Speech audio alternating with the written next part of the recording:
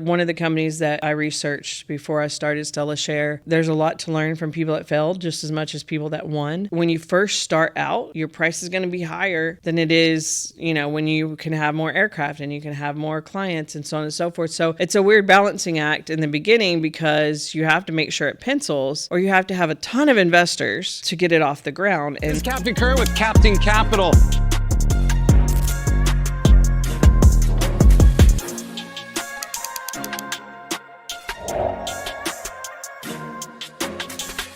All right, welcome back to this week's episode of the Captain Curt Show. I got my new friend, Tia Minzoni, here from Dallas. She is the president of Stella Jets. They have a great Instagram profile with a lot of cool content going on. That's how we met, actually, was on Instagram. So super happy you're out here in Southern California for the weekend and we could connect. Thanks. It's my first time. Is it really? Yeah, it's my first time at Carlsbad. All right. Yeah, so I can't wait to see everything. I hear lots of good stuff about it. There's so much cool. I mean, I am really lucky to be born and raised here. But it's one of those places where I moved away for a little bit and then came back a year later and said, all right, I'm not leaving again. You know? And as much as I like traveling, I love Texas. I love Dallas. I love barbecue, and I still love coming home to Carlsbad. Yeah.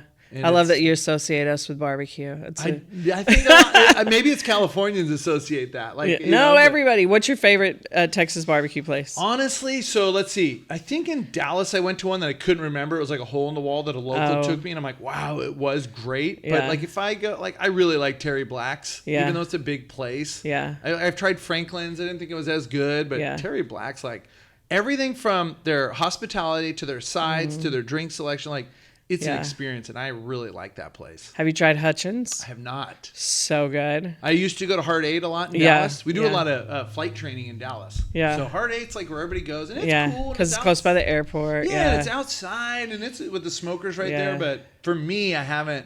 So when I come visit you in Addison, then we'll have to try it. Roy Hutchins is it's it for me. Good to know. I mean, it's one of my favorite foods. So being from Southern California, I mean, we have different Mexican food than you guys do in Texas. Well, we have Tex-Mex. It's Tex-Mex. Yeah. I'm personally not really a fan. Most California people aren't because y'all are used to Mexican food. Yeah, it's just so different. We have Baja Mexican food, right? Yeah. Because we have a lot of Tijuana's close, and a lot of immigrants, came from Mexico or Baja to California. So I love our Mexican food.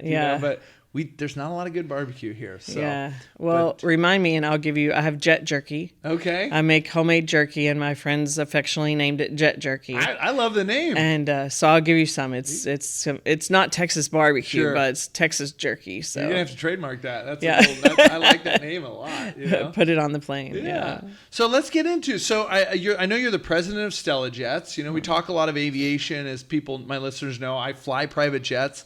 I do a little bit of brokerage like you, but I don't advertise. I mean, you dove head on in, and you have Stella Jets with a couple sister companies for the experience. So let's take it back. What did you do before you acquired Stella Jets a few years ago? Yeah, so right before I was helping companies scale their businesses. So my profession was marketing and sales. I specialized in programmatic marketing. So, when you just say something and then an ad pops up on your phone, that was what I specialized in. And I did it for a lot of companies that had, everything from mom and pops to huge multi-million-dollar budgets. And what I realized with the small to medium-sized businesses is that a lot of people got into businesses because they love what they do, not because they know how to scale a business.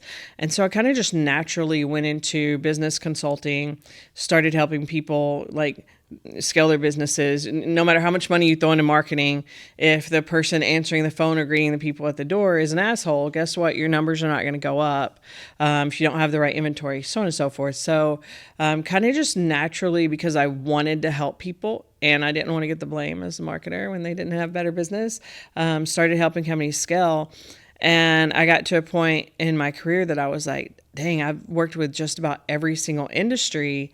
I feel like I could scale almost any business that I went into if I had the right people that knew that business. So that was what I was doing. And then, just dove into aviation, knowing absolutely nothing about aviation, but have luckily been able to scale. Yeah. It's really interesting. I have a marketing background as well, but really, I didn't have like a director of marketing role in previous. I was a numbers guy, so I kind of was in finance. That's what I was really good at. And how I fell into flying too was I just was tired of working a 9 to 5 in a corporate office, sometimes Saturdays. And I said, man, I just don't see myself with a boss looking over my back. And I was always a really hard worker, but I've always had the marketing brain. So even though maybe I didn't have a role, but me and my friends would go to lunch. Everybody's kind of an entrepreneur. And I came up with really good ideas. It was just something I'm good at. Yeah. And now I actually get to do that through podcast content, things like that. And even helping other business friends. I mean, I had a mastermind this weekend, right? In Charlotte. These are way more successful people than me. Yeah. And you had to interview to get in, and I made it in. And they're like, no, you have a lot to offer. Like, even these people will help you in return as well.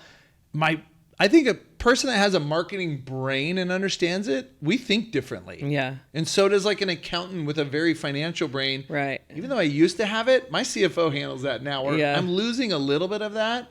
Like, I understand numbers, but I leave it to them, But the marketing background is so unique, I think. And I like what you said is a lot of people get started in a business. They know the business. Right. If it's a plumber and they start a plumbing company, man, they know plumbing. Right. But they might not know marketing and scaling. Yeah. Or they open a restaurant because they love to cook, or they're a chef, but they don't necessarily know how to get businesses in there.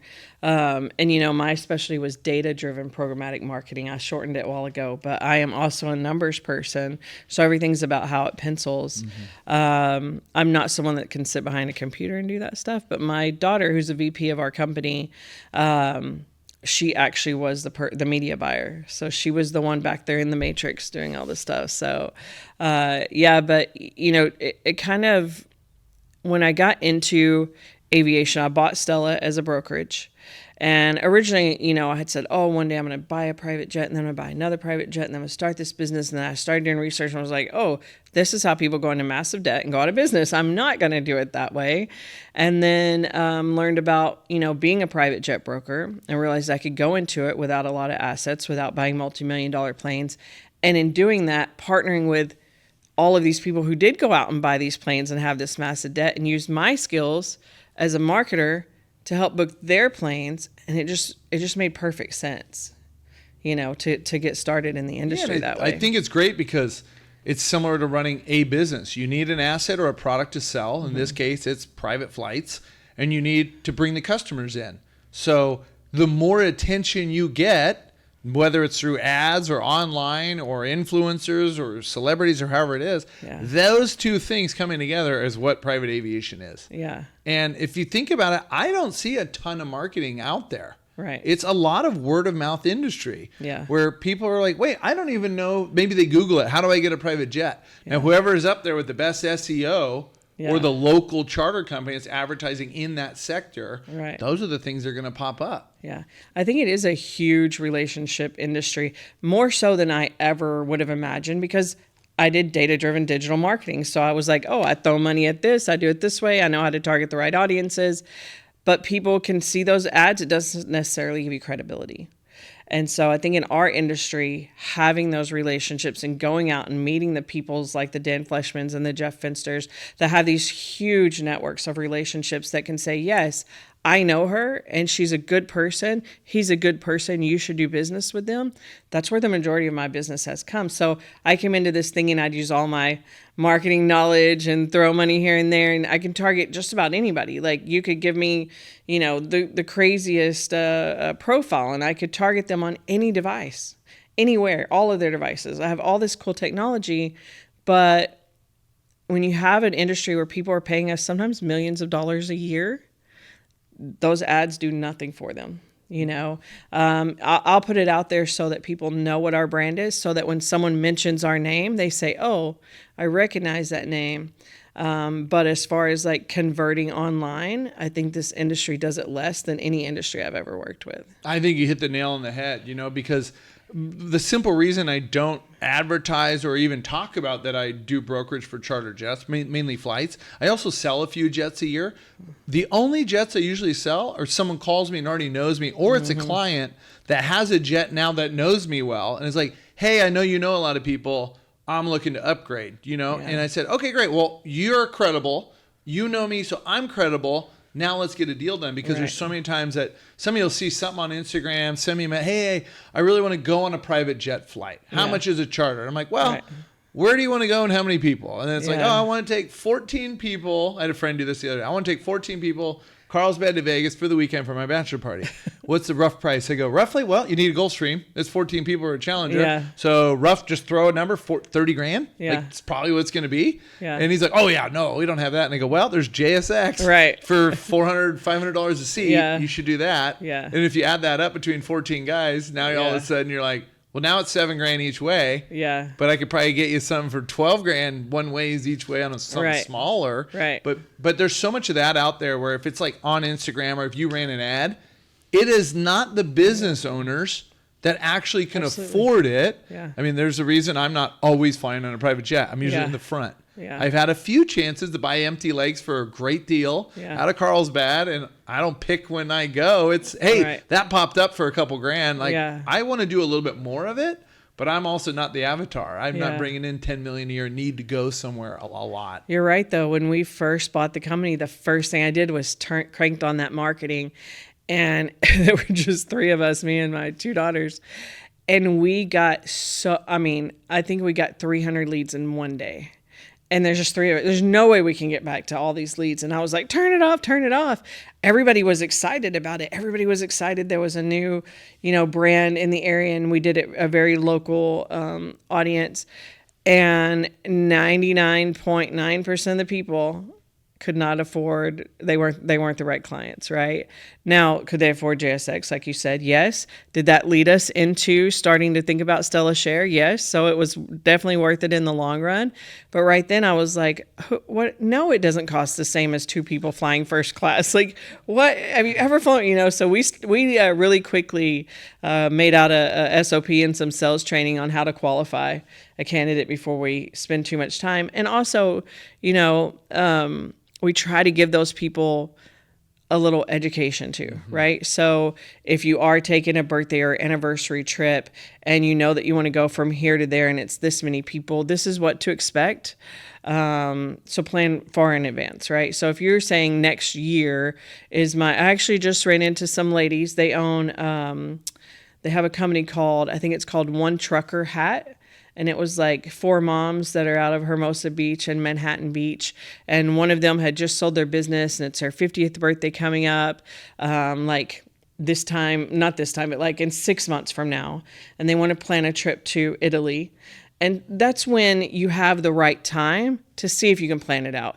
If it's next week and you have a bachelor party and you've got a $5,000 budget and 20 people going, it's probably not going to work out. But for a lot of them, it was like, I didn't just want to shut them down. I want to give them education, because maybe one day they will be able to fly private. Or maybe one day I start a company that's semi-private and now I have a whole audience for it. So, so we try and not just be like, you're crazy, but give them a little education. And then also sometimes we tell them about JSX, or if there's luxury lounges like they have here in LA now and stuff like that. So we try and give them a baby step so that hopefully one day they come back and they're really ready to fly. Yeah, and I think there's something to be said about that. I mean, it says a lot about yourself too, and your personality and your depthness, in my opinion.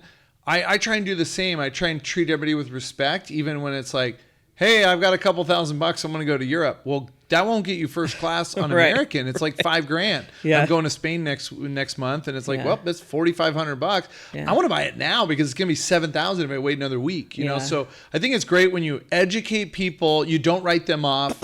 You're not rude to them, because there's not very many people that can fly private in this country, let alone in our local area. But it's crazy when you start hanging around airports how many private jets are in the sky or at airports every single day. Yeah. I mean, even me as a pilot that's been flying private for 15 years, it still amazes me. And in my opinion, ever since COVID, or even in the last 15 years that I've been flying, there are more and more private jets now. Yeah. And those are, whether they're charter jets or people that own them, it's wild to see how many people are flying private than years before. And I think it's going to keep growing.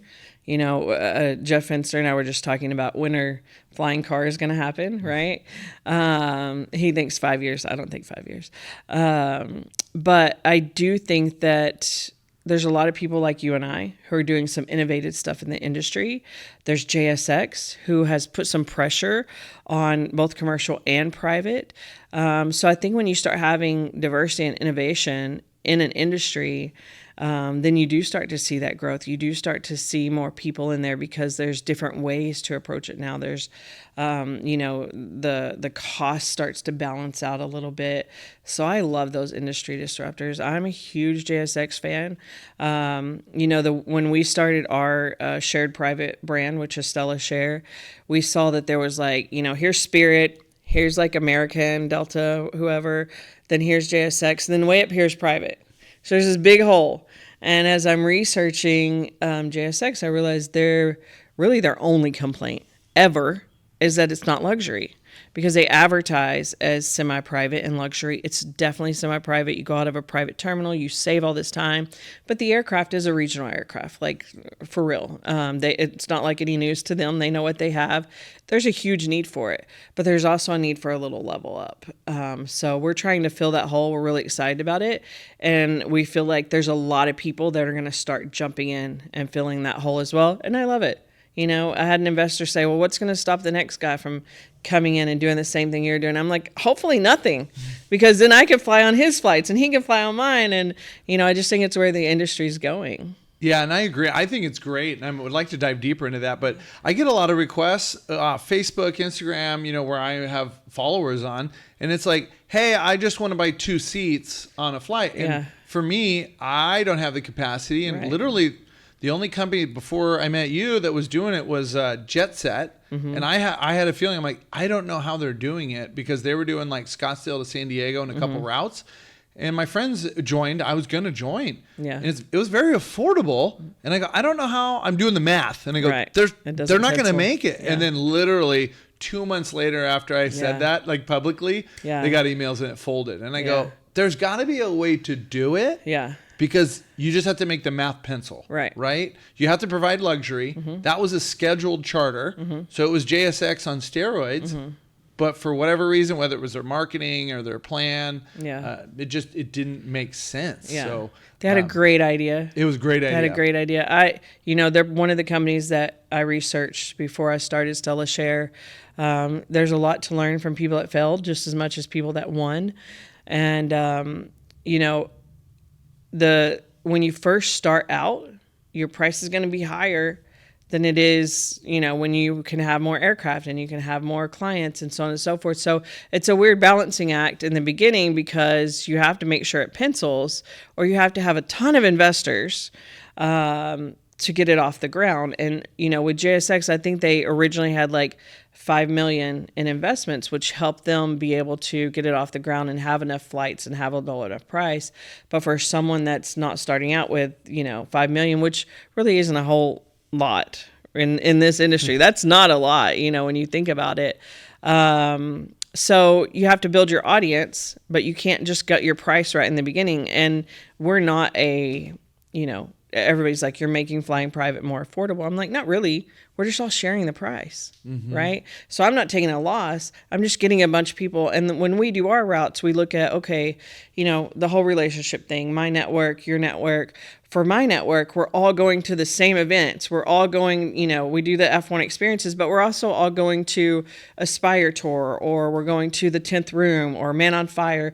And so a lot of people are going to the same things from from the same areas. So it makes sense that we would share a private jet, when instead of all of us taking 6 different planes. And one, it's not great for the planet for 2 people to be on a heavy jet, because you got to go halfway across the country. So we put all those things into planning out Stella Share and trying to make it it's not more affordable. It's not a cheaper charter, but it's less expensive for 1 or 2 people when we have to take a big aircraft because of how far we're going, so on and so forth. Yeah. So under your brand, you have Stella Jets, and that is specifically charter brokerage. Right. And for people that don't know what that is, there's a charter operator that controls the jet. They have the pilots. They're either leasing or owning that jet. They have full operational control. What we do as charter brokers is we have clients that know us, and they'll come to us and say, hey, I need a jet to go from, Teterboro, New Jersey to Van Nuys. That's probably one of the most requested routes in the country. And then as a broker, what's great is you don't just go to one operator. Right. There are, I think, over 200 and some operators in the United States. We can go to the ones that we have relationships with first because you get some credibility in business. Then you can get to who has an airplane there. But you can literally put your flight request out to 100 operators that you know and trust on maintenance and everything. So that's where the client gets the advantage. It's not just, hey, we're going to go to the top 3 operators in Teterboro. They're going to charge you more money because they're the largest one there and they have more requests. But for someone like us, we're like, no, we're going to fight tooth and nail. Yeah. And we negotiate with operators. They're like, hey, can you knock $1,000 or $2,000 off? Sometimes they don't like it. Yeah. But when you book flights, then you gain some credibility. Yeah. So that's basically what a charter broker is, right? And that's what you do at Stella? And so that's what we do at Stella. But also I think with that, we've blacklisted operators because they, either don't deliver the service, their maintenance on their aircraft didn't check out, they hire pilots with low hours. So as a broker, I don't think we obviously, we have access to thousands of aircraft. We can source, we can find 3 competitive quotes from trusted people, but also our clients are trusting us to be those industry experts and make sure we're putting them on a safe plane. We're doing all the legwork to get a good deal, but sometimes I'll turn down the best deal because it's not the best flight. And if I won't put my kids on it, I'm not going to put my client on it. So there's a lot of brokers out there, as you know, that, they're just working out of their car or whatever. They're not really known in the industry. They're just going to find the cheapest flight no matter what. And so to have companies like us that, have some credibility and do the extra work to make sure you're safe, make sure you're comfortable. We have one client who will ask for a 3-hour window on takeoff, and I know they might also still be an hour late, and there's some planes that they have another trip or they have duty times, they can't fly that late. And so doing that extra work to make sure that they get everything they need and this plane's not leaving without them, because I know that client's going to be an hour late. And that's what you get with a really good broker, I think. Yeah, I think that's what makes you stand out, right? It's a customer service job, not just a transactional job. The people that I find are just all about the transaction, they don't last. Or their book of clients jumps around. Yeah. Where my clients I've had, and it's not even a lot, I just have a lot of very good Southern California business people. But then again, when they need a flight, it's just they call me. They don't shop it. Yeah. I give them a good price. And every once in a while, like you said, they'll go on an aircraft. Maybe it's just a new aircraft to the management company, and they're like, hey, I didn't like the interior. I didn't like it because it was loud. I had a client say, hey, I flew on a beach jet, even though it was a short trip to Vegas, like 35 minutes. Yeah. It was really loud. I don't want to fly on one of those again. No problem. Now it goes on my spreadsheet that we have. Right. Hey, no beach jet 400s, and he doesn't want a turboprop either. Yeah. So even if, like you said, I might be trying to find him the best rate because everyone likes to save money, but at the same time, you're trying to service their needs. Right. And I love that you put on there another point that I was going to bring up. You talked about maintenance. You have some blacklists just like I do. The other thing for me is AOG is kind of common in our industry, and it's aircraft on ground, meaning the aircraft cannot take off. Mm-hmm. I have done well just because I'm a pilot, I think, and I'm very tuned into the bigger operators or operators I know. And I have a reputation, so I've had to solve a few AOG problems for clients, and that's how I won the client over. Mm-hmm. And so that's somebody that would go on my blacklist. Like, wow, you stranded, my client, or 2 or 3 different times. Like, you guys aren't, even if the airplanes break. Yeah, I'm a pilot. Right. They break, right? But it's like, try to fix it. How quick can you get a mechanic there? Like, I fly these Gulfstreams all over the world, and we're in Spain the other day.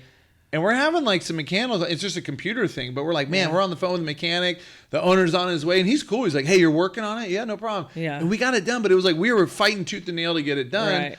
We want to go home, but we're customer service. So the owner's not going to say, hey, we're taking off either way. And it's like, no, we're not taking off with this kind of things going on. Yeah. But we're on the phone with several mechanics. Yeah. And so how hard is that company fighting? And as a pilot, I know some of the charter pilots are often, they're working longer days. Mm-hmm. And you never know when it's like they just don't want to fly. It's like, we don't want to try that hard. Yeah. So it's I agree with you where that's something to look at as a broker is like how often are those airplanes breaking that are stranding a client? Yeah. Because as you know, these clients that come fly, they either are going home from a big event and want to get home to their family, or they're going to a big business meeting that's going to make them a lot of money. So it's very serious. Yeah.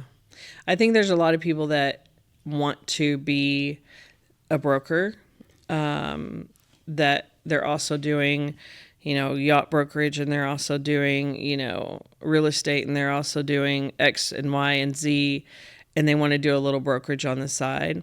And I encourage them to become a referral partner and affiliate, because, I would not want to do this part-time. I wouldn't feel like I was doing my client the best service. So when we bought Stella Jets, we were all in. Quite a learning curve, because we had never been in aviation. And we started following people like you.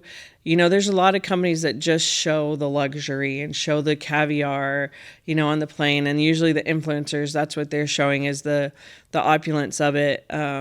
But there's not a lot of people out there that are doing educational content in the industry, but there are a few, and that was really helpful for us coming in.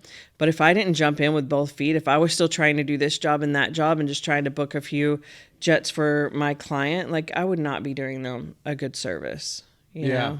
I saw recently you did some videos with Cody Sanchez. She's got a big following. How did that come about?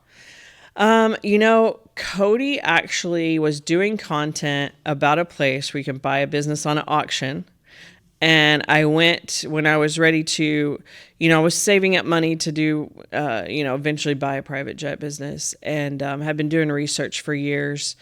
And I, at this point in time, had just sold my portion of a marketing company and said, I think I'm going to take this money and I'm going to put it into buying like a car wash or something I don't have to work at, because I was absolutely exhausted from this whole marketing company. And I'm like, I'm just going to chill for a while. I'm going to go buy a car wash or something that doesn't take manpower. So I go on this site where they auction off businesses, and I say, I'm looking around. I'm like, I just wonder if there's any. Certainly not. There was one private jet brokerage that was on there. And so I ended up winning the auction and buying Stella Jets, and now work more than I've ever worked before. So I never got my relaxing car wash time, but it's been well worth it. Yeah, one thing I do, I go through the same. I mean, I talked to it today with my girlfriend with it, and we had a real estate deal that we're losing this week that I'm going to lose a chunk of money towards, and I spent hundreds of hours on it. That's part of the real estate game, right? I mean, we're stepping away from it, taking a small loss just because it's just not the right deal to move forward. But it's, real estate for me, my other business is a development business, so we don't get paid for 2 to 3 years. Yeah. I love it. It's created a lot of the wealth that I have today, but I also fly private jets. That's what pays all the bills, pays for the office, pays for the content I do on the jets, because that is fun, you know. Certain days it's tiring, but it is fun to educate. And I get access to really cool jets. But I really want something scalable. Like, I continue to go, okay, what is more scalable? As I want to, I have a 4-year-old and a 10-month-old. I really want to stop traveling 15 to 20 days a month, right? And so I love the aviation brokerage side, because the only thing is it does take manpower. As you know, you have a couple employees. I have a couple small staff that support me in the brokerage stuff. But at least it is scalable, because it takes man hours, but we can advertise, but more. I think the content would bring in more clients, because like we discussed, the ads don't do well. But if you strategically put out educational content, like you said, there's not a lot out there. There's just not. You see a lot of people that make some money. They're flashing it, whether they're selling a course or the masterminds are really cool. I've been seeing a lot more content on that, and I know that you're starting to partner with people that come to you and say, hey, I want to do a mastermind and jet, put it together for me. That is really cool, in my opinion. So I think I just saw on your Instagram, you did one recently. Oh, it was David Meltzer and Dane Cook. Oh, yeah, that was a little over a year ago. Okay. Yeah. That was actually our first beta test flight. Dave Meltzer, first of all, amazing guy, amazing person, just a good human being.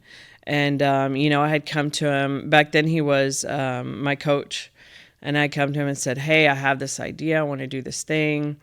And, would you help me beta test it? And he was like, yeah, let's do it. And he has the audience. So he pushed it out to his audience. We did a short little flight. Everything went good. We did 2 more beta tests around the Masters. not a big sports person. I had to think for a second. And they went great. He has a great audience. He has a great network, and he does masterminds at all these different events and VIP dinners with celebrities. So it was a perfect person to help me test this out and just see, is there really an audience for this? Because a lot of times you have a great idea, but it's not the right time. The audience isn't ready. There's not, so I really just needed help testing out a theory. And he was gracious enough to do that with us, and it all went well. And I just kept building from there and took the lessons and what worked, what didn't. And even now, we just we had a couple of big events recently and learned a bunch of lessons from those, and we're making some pivots. And so that was a little over a year ago. That's great. I mean, it's really unique, because I think what you do really well, I will say, is besides the content is one thing, but you put a lot of time and energy into relationships. And I can connect on that, because I'm not just chasing money, right? I believe if you create good bonds, good relationships, and you actually care and give a shit about people, it will pay off in the long run. Yeah. And I think you present yourself very well online, and I can tell that you put effort into those things. Yeah. So I think the business will just continue to grow based on reputation. Yeah. Because I will say, like in aviation, you can make or lose your reputation. Or I've heard the term, it takes 20 years to build a reputation and one day to ruin it. You know. And so I love the groundwork that you're playing. But let's talk about F1. I know it was a big event for you guys. I saw you guys had lots of charter jets going in and out. You had a yacht. So I know you have Stella Experiences as well. Yeah. As part of your brand. Yeah, Stella Experiences. We call it Stella XP for short, because we figured most people can't spell experiences. That's a tricky one. Yeah. I can't half the time. So we do Stella XP. But yeah, it's, when you take the networks that we have, we have people who are speaking on stages, we have celebrities, we have, athletes, and a lot of times we're all going to the same events. But what I wanted to do, I had a lot of celebrities and athletes that were like, I only fly private 20 to 40% of the time because it just doesn't pencil, it doesn't budget well. And I thought, I wonder how I can make them, help them fly a little bit more, because you see someone like John Legend, who was on first class sitting behind me, and I'm like, what is John Legend doing on this? What am I doing on this plane? So I was like, what can I figure out? And then at the same time, I had other people calling me that were like, hey, I have these clients that said they're going from, LA to Vegas, and if I can get John Legend on their plane, they'll pay me an extra $200,000. Like, I'll split it with John. It's a 40-minute flight if he just goes and lets them get some pictures and flies with them here, whatever it is. And so I took kind of those together and thought, what if I can make a revenue generating model for these athletes, celebrities, and mastermind speakers, and instead of them paying for this flight, they let a couple of VIP guests who have paid a lot of money to be on the plane with them go from Dallas to Nashville with them, maybe have VIP tickets to the event they're going to. We run a model where we have someone who works for Stella Experience, and they say, okay, now it's your turn to go and have your 5 minutes with Mr. Legend. You get to ask him questions, take pictures, get an autograph, then you go back to your chair. So it's not like the celebrity has to be turned on the whole time, but now instead of them paying for that flight, we're splitting the revenue on the back end. So it becomes revenue generating, and it's great for them getting to meet their top fans. We give them the list of the people that paid to be on those flights with them. So if they're doing other things, they have, good people to market to, and everybody wins. The fans win because they get this intimate experience. How you see like TMZ will show The Rock, he stopped the tour bus and said hi to everybody, and it goes viral and everyone loves it. A lot of times I think celebrities and athletes get treated like they're not real people. So when we can show them really engaging as a real person with their fans, have some sort of controlled environment, take away the cost because this is a flight they're going to do anyway, and so the flight's being paid for already, and then also either have a revenue generating split at the end, or we're donating to their charity or to one of our charities. A lot of this is to feed money back into the charities. Everybody wins. We get to give money to charity. We get to make a little money. They don't have to pay for their flight. They have all this great content with the fans. The fans get to have an intimate experience. There's no way to, everybody wins, it's just everybody wins. And that's why it's my favorite of all of our brands. So we do cool stuff like F1. We do the Aspire tours. We do really any sporting event. We're putting some stuff together. We actually with F1, we partnered with Glenhouse Entertainment. So we did the flight, and then Glenhouse put together a sunset yacht tour. It was really cool because we had a special dinner where we had like a 20 person table, and we pull the yacht up right next to where the table's at, right? So you hop off the yacht, you're in the restaurant, and you're sitting at the table. We've got a 95-foot yacht. We pull it up to the pier at this restaurant, and my friend's yacht is at the next restaurant. So he's got a 120-foot yacht. His name's Josh. He actually does the 10th room, where it's just like 10 billionaires as a mastermind, and it's on the yacht, and only 20 people are there. So it's really cool. So he's got this big yacht, and we're pulling up, and all my friends are on this yacht next to us. And so, it's just a whole experience that, one, I never thought I would be having, but also to help get in those networks. There's, that relationship capital is just crazy. And we had Kyrie with us, Kyrie Irving. We had Micah Parsons with us for part of that. And Glenhouse is just the best host. Going to the race, we had a police escort with all of these, big SUVs, and it was a little scary, I'll say. But so we didn't have to wait in traffic. Then we had a private suite and chef curated meals in the suite, dinners every night. Party. I'm not a partier, but there were parties every night. I went for a little while just to make an appearance, and I was like, okay, I'm gonna sneak out.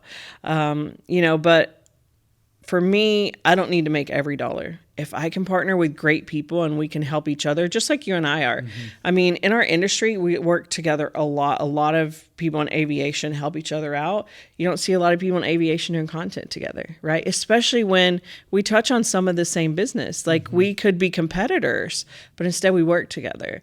And I think there's so much room for that, and that's really how you grow not only your business, but as just being a good human, just like we talked about Dan Fleshman, great human. He's a massive connector. He does all this stuff to give to charity. But he also, if I called and said, hey, Dan, I'm going to be in Carlsbad and, I have a whole day and nothing to do. Is there somebody that you think would make sense for me to meet? He'll put me in a group chat right then. And that's how you get to those levels. That's how you get to the level of not only success financially, but in spirituality and being a successful human. So I love working with all the people. Glenhouse is amazing at what they do on the ground.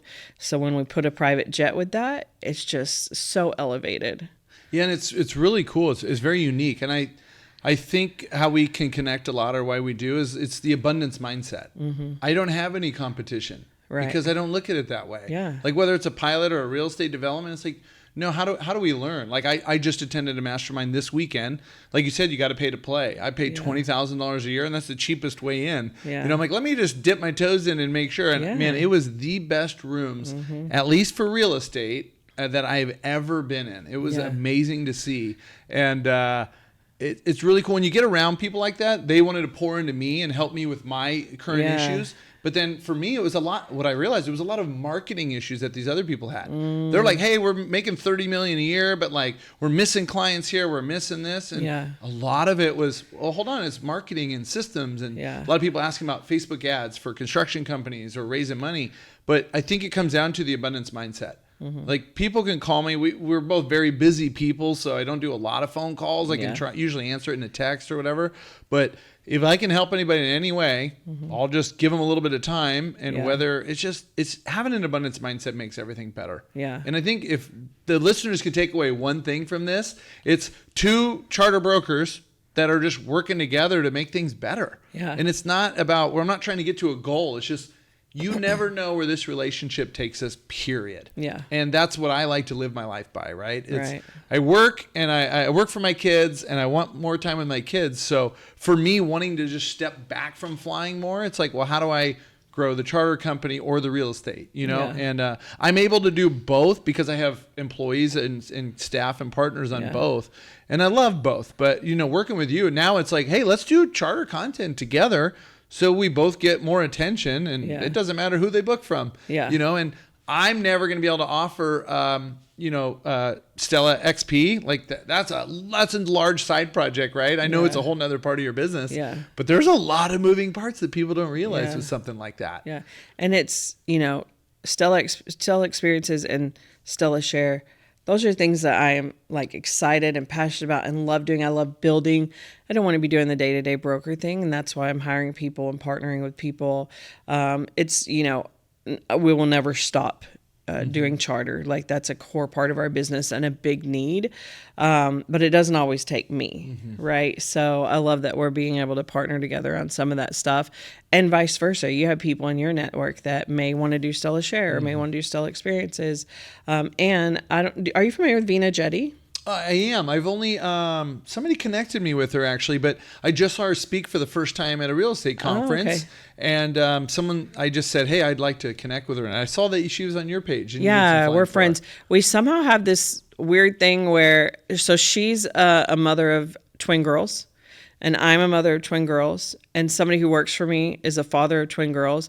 And then we have a friend, Tiffany, who is a mother of twin girls. So somehow Vina and I are just making jokes that we're just collecting people with twin girls. Hers are really young. Thank God mine aren't anymore. But yeah, we're great friends. And she's so, connected in the real estate, but she's so giving. With, you know, trying to help people in real estate. She speaks all the time, and she absolutely doesn't have to. And she literally does it because she wants to educate and bring more people into the real estate world. So she's a great person to know. Yeah, that was the first time I knew about her before that, because she's a very successful multifamily investor. Yeah. And but I got to see her speak for the first time, and I was like, wow, she's really good at it. Yeah. And it's not just speaking. Like a lot of the people at this certain conference I went to, it was a lot of numbers, and a lot of it was definitely impressive. Yeah. But she learned, she really spoke on, I don't want to say the average person, but she really just kind of dumbed it down for the normal person that I don't have like, I may be an economics guy, but I don't follow numbers every day anymore because I'm now going towards the relationship marketing side. But she really made it simple to follow. Yeah. That's probably what I liked about her best. Yeah. It's very inspiring. So I like connecting with people like that. Yeah. Same as Jeff Fenster that you were just with. I connected with him one time through someone in my office. Just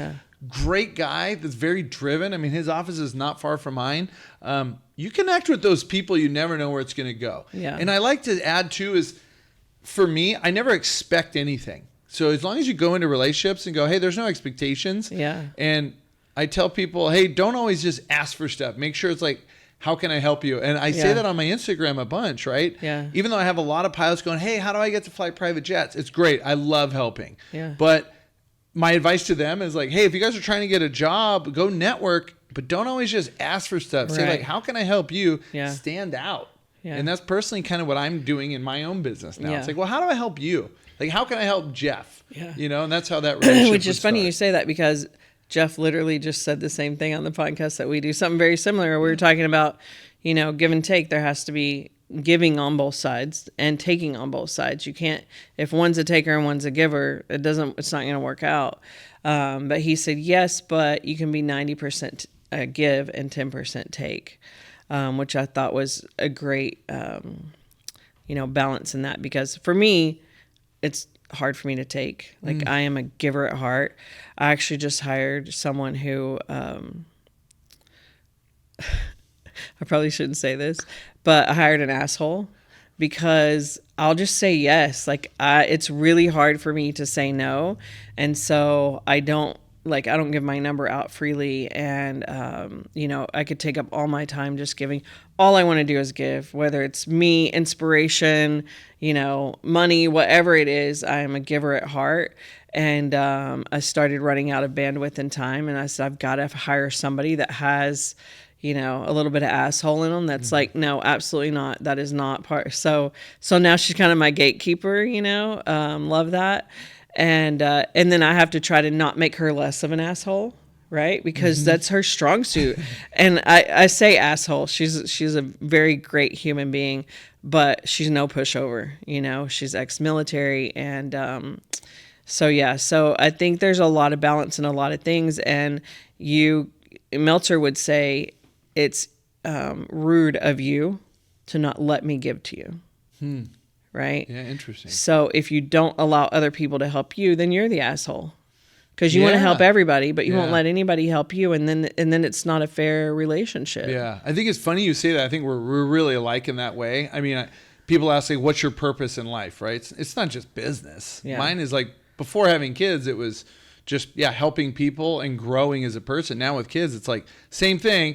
With my kids are number one. Yeah. Everything else is number two. But really, like, leave an impact on people, a positive one, and it's like, if everybody has negative things happen, I kind of had a crappy business week last week, and but it's like, hey, this is a new week, so you can't let that other negativity follow into the new week, right? You continue to grow, where certain people that don't have that mindset, they'll be stuck on that forever. And so I think giving, in my opinion, once you start giving, your life just gets better.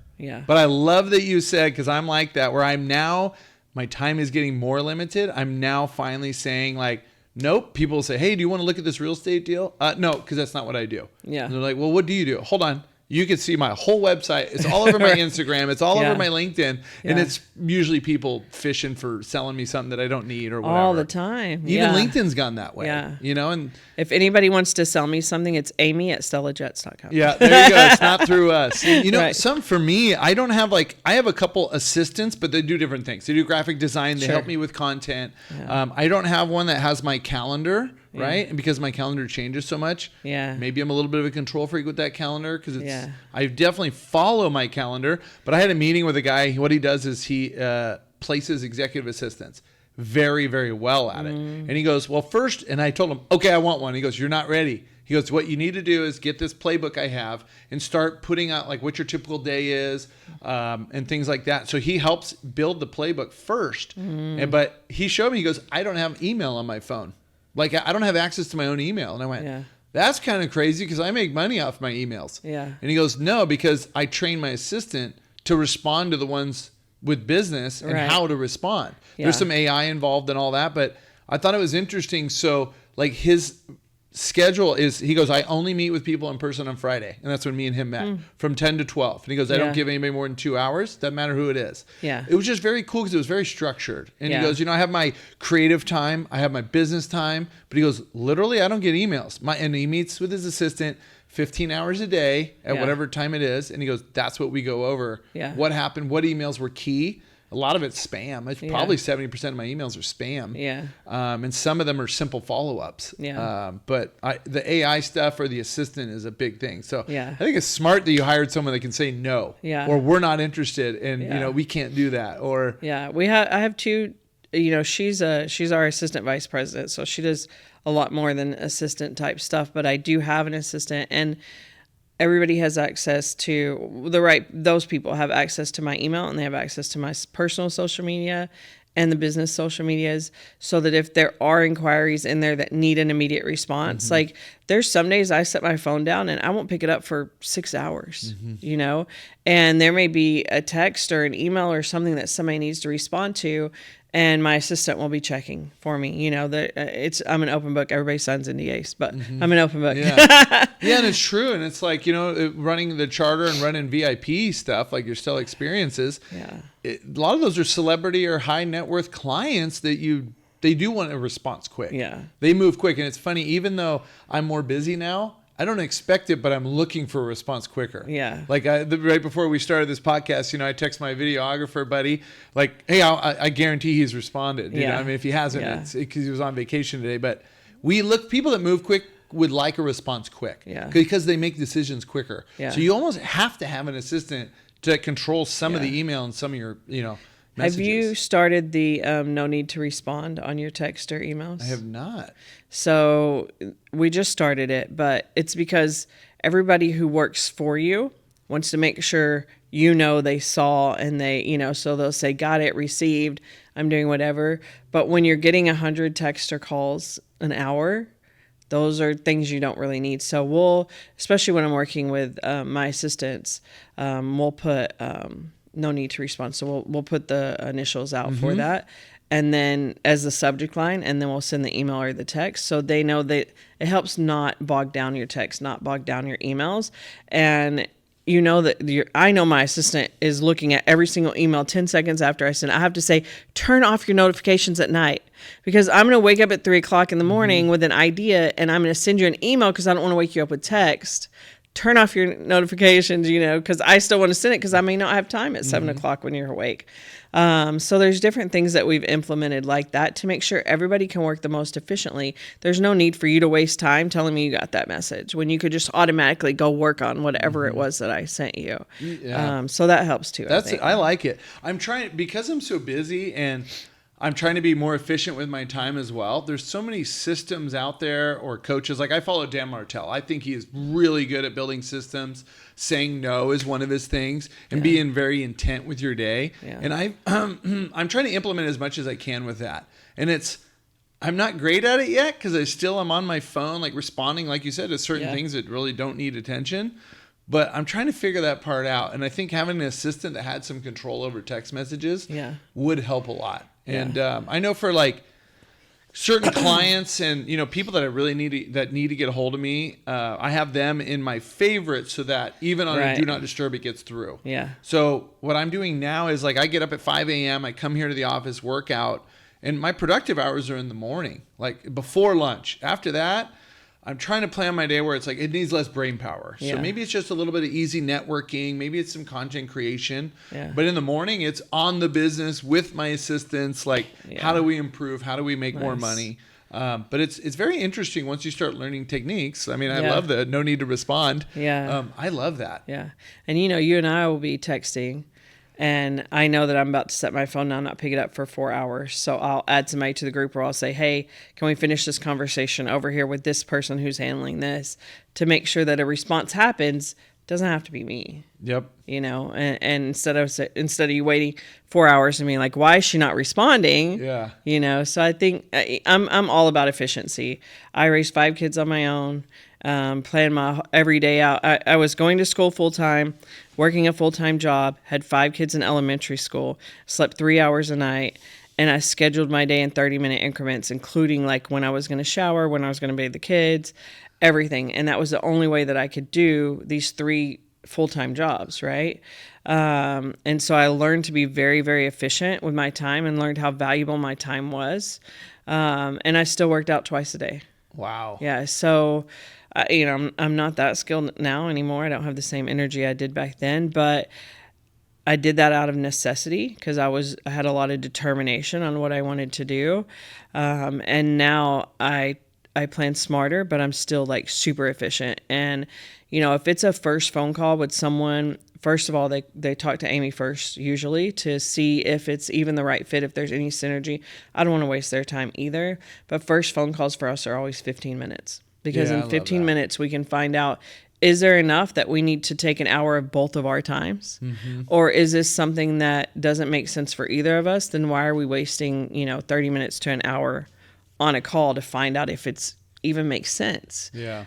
So I've learned a lot of, or I've learned and come up with a lot of techniques to be efficient. And, I have people, one friend, actually, if you go with us on the trip tomorrow, you'll meet him. And he said, how come everything with you is like a 5-day deadline? And I'm like, that's how I can get done in 1 year what it takes other people 10 years to do, is because I don't do these long deadlines. Why we can get this done in 3 days, get it done in 3 days. Mm-hmm. There's no reason to get it done in 90 days. And so, I think I can move fast because I'm super efficient.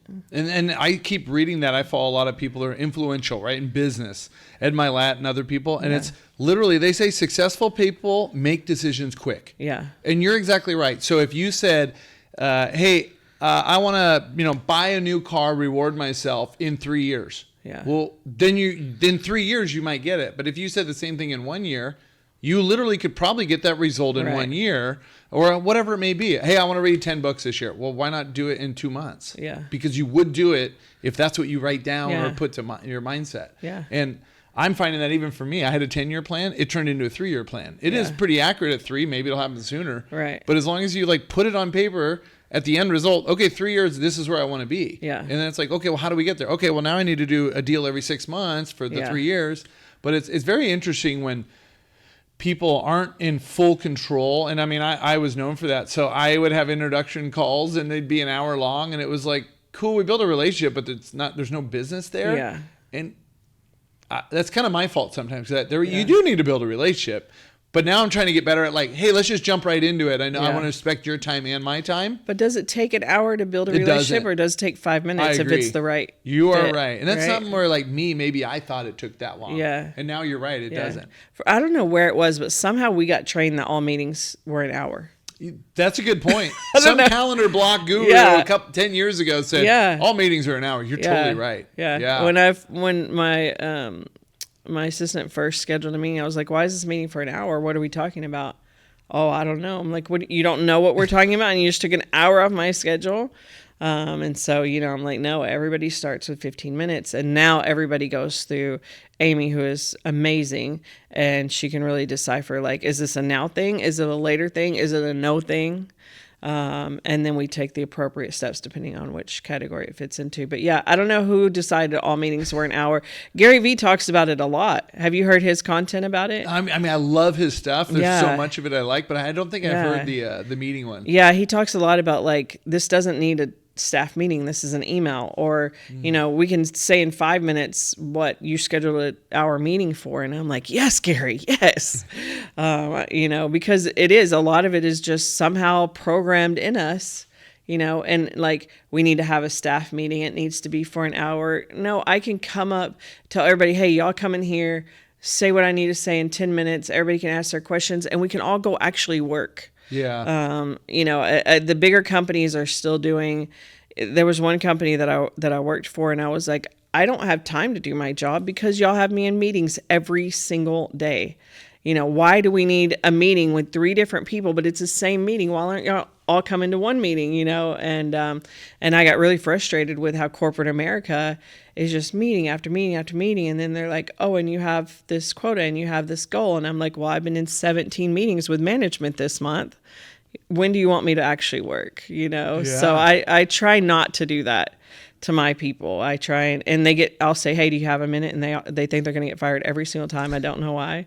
But literally we need to have a 2-minute conversation. I don't need to schedule you for an hour one-on-one to say, hey, don't do that again.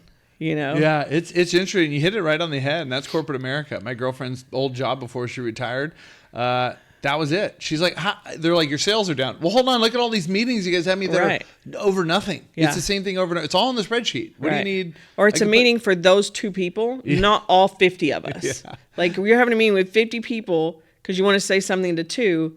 Just go say something one-on-one to these people. So it's wild. I was at my mastermind this weekend. These 2 brothers, Jim and Thomas Amen, they run a construction company on the East Coast. Great guys, great people. And they said, hey, we really implemented like a level 10 meeting on Monday morning. And I'm thinking, okay, so it's like an hour, your whole team gets together. He goes, it's at 6:30 before the construction day starts. He goes, nope, it's 15 minutes. And he told me how the meeting goes. They talk about the weekend, any cool things with the family, any wins from last week. And he goes, that takes like 4 minutes. And then we get into, this is what's going on this week. These are the numbers we want to hit. And this and that. 15 minutes for a large construction company that does very well. Yeah. So obviously they're doing what you did, and they learn time efficiency and get to work. Yeah. But also make sure to take time to have your employees like wins or the weekend or what was some cool family time. Yeah. I think a leader, I saw that, and they needed a little bit of marketing help, even though they knew a lot. Yeah. But they are really taking time to make sure their employees are appreciated and feel like a team, reward them. There's a lot in that for sure. Well, my love language is giving. So I have my vice president, who's my daughter. She's 26. She started interning with me when she was 14. Absolutely brilliant. And I call her the sugar because I'm very direct. And sometimes people think I'm not being nice. I'm a super kind person, but there's no sugar. Like, I am Splenda all the way, right? And so I call her my sugar. Sometimes she'll go, what she means by that is... but she'll come to me and say, hey, so and so did XYZ, or so and so's grandmother just died, or this employee, they're really excited because they've been working on something for 2 weeks and it finally happened. And so she'll give me this little feedback so I know the important stuff, because I'm not always there. I'm not talking to them every day, but they all really want my approval because I am, the president of the company. And I, and everybody's my kid. Like, I love everybody. I want to take care of everybody, but there's just not enough time in the day to sit down and have, a 2-hour conversation with people. So she'll let me know when there's something important to touch on. And she'll also let me know when someone's feeling down or discouraged, or they do need to have, a slow conversation with no interruptions to where we're not rushing. And I make time for that too. Yeah, so. I think it's great, and that's why you'll keep people, and people want to feel appreciated. I feel like some people either want to have a raise and work towards a goal, or they want to be appreciated and or recognized, as a team leader or someone that's really standing out. I mean, I know even for me when I was younger, I don't think I need that as much now because I'm more of an entrepreneur and a CEO. But definitely growing up in my 20s, I worked my butt off at every single job I'd go to. And I realized I was looking for recognition. Yeah. And the ones that didn't recognize me for my hard work, I would leave. Yeah. Because I'm going to go somewhere I'm appreciated because I worked like extra hard compared to everybody else. Right. But the companies that go, hey, we noticed your hard work, you're getting a raise. Yeah. That was enough recognition too. It's like, wow, sales are way up. Yeah. I'd go to a company for 6 weeks and sales would go through the roof. I'm like, I actually care. Yeah. And that's what made the difference, know? So I think it's great that you're leading that way. Yeah. Before we wrap up, I want to be respectful of your time, but I like to ask all my guests if they could offer 2 books that really made an impact, whether recently or earlier on, that the listeners that you would highly advise they read. Oh man, there's so many great books out there. I feel like a lot of people touch on the same ones. Let's see. My favorite book of all times in the self-help space. I say that because my daughter's an author too, but she writes fantasy. It's called Super Brain. It's an older book, but it teaches you how the brain actually works and functions at different ages. It's written by Deepak Chopra and a neuroscientist who I'm going to forget his name right now, but it's my favorite book of all time. I haven't heard of it. So that's, I've heard of Deepak, but I have not heard of Super Brain. So it's something really I'm going to put on my reading list. Yeah. And then a new book that I just started reading is by my friend, fellow twin mom, Tiffany Moon. And she's actually an anesthesiologist. She went to college at like 17. She's super brilliant. But in this book, she really breaks down in layman's terms a lot of the things that just help us function on a higher level on a day-to-day.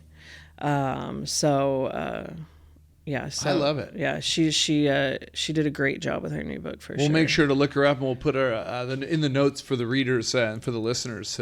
Go check both of those books out. Yeah.